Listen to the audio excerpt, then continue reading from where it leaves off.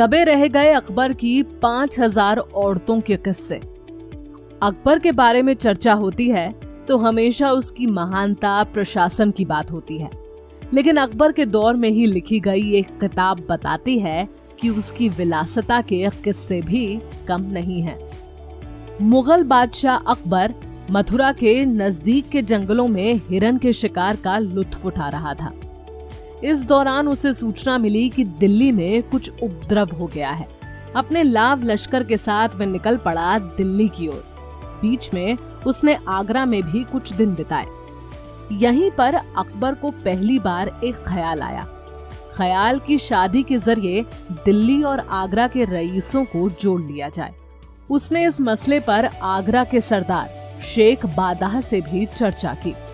तब शादियों के माध्यम से कूटनीतिक, राजनीतिक संबंध बनाना आम था।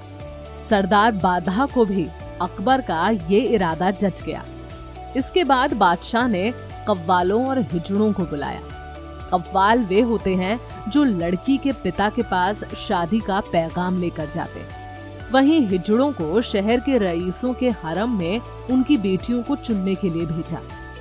उन्हें देखना था कि क्या आगरा के सरदारों की बेटियों में कोई शाही हरम के लायक है भी। ये फरमान आम हुआ और शहर में आतंक का माहौल पैदा हो गया।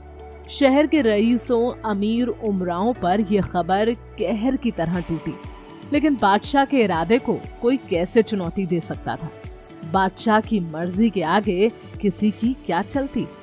इन्हीं दिनों एक सुबह सैर से लौटते हुए अकबर की निगाह पड़ी आगरा के सरदार शेख बादशाह के बेटे अब्द उल वासी की निहायत ही खूबसूरत बीवी पर। वे उससे निकाह के लिए बेचैन हो उठा।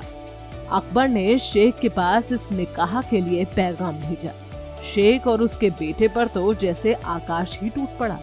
शेख का बेटा अपनी बेगम से बेइंतहा मोहब्बत करता था, लेकिन उसकी हिम्मत न हुई कि वे इसका प्रतिकार करे।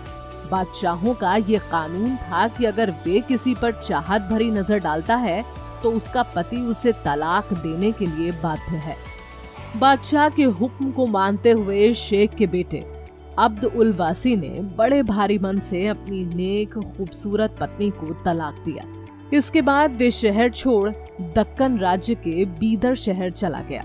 उसकी नेक पत्नी शाही हरम में हमेशा के लिए गुम हो गई।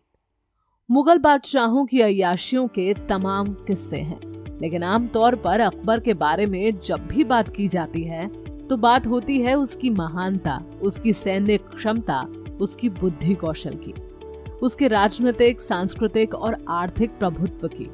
महान शासकों में गिनती होती है उसकी।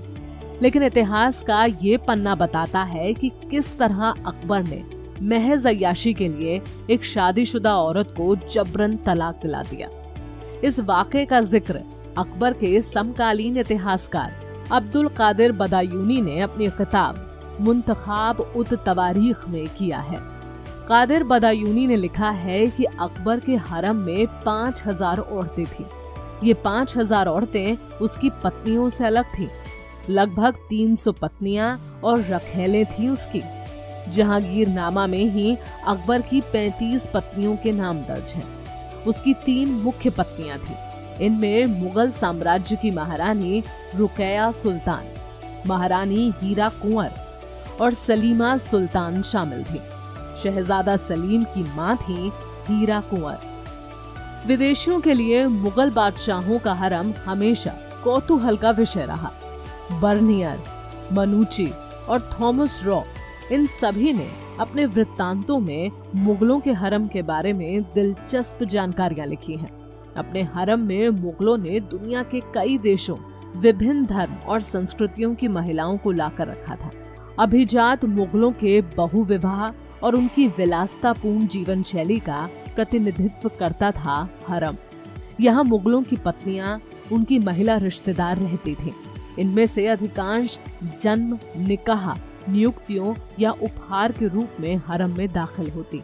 इन महिलाओं से पर्दा के नियमों का पालन करने की अपेक्षा की जाती। उन्हें अपनी इच्छा के अनुसार बाहर जाने की अनुमति नहीं थी। अकबर ने जब फतेहपुर सीकरी को मुगल साम्राज्य की राजधानी बनाकर यहाँ शाही महल बनवाया और शहर बसाया तो उसने अपने हरम का भी पुनर्गठन किया, उसे और भी ज्यादा व्यवस्थित किया। अबुल फजल ने आईने अकबरी में अकबर के हरम के बारे में कुछ इस तरह से लिखा है। अकबर के हरम में 5000 औरतें थीं और ये 5000 औरतें उसकी 37 पत्नियों से अलग थीं। बादशाह ने महल के नजदीक ही एक सराय भी बनवाई। वहां इतनी वेश्याएं इकट्ठी हो गई थीं कि उन्हें गिनना भी मुश्किल हो गया था। अगर कोई दरबारी नई लड़की को घर ले जाना चाहता तो उसे अकबर की अनुमति लेनी पड़ती थी। कई बार खूबसूरत लड़कियों को ले जाने को लेकर लोगों में झगड़ा भी हो जाता। एक बार अकबर ने खुद कुछ वेश्याओं को बुलाकर पूछा था कि उनमें सबसे पहले कौन उनका आनंद लेता है। बदायूनी की किताब मुंतखाब उत तवारीख अकबर के जीवन काल में प्रकाशित नहीं हुई, इसे गुप्त रखा गया था।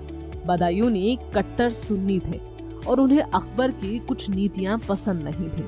उन्होंने इस किताब में अकबर की कई जगह कटु आलोचना की थी।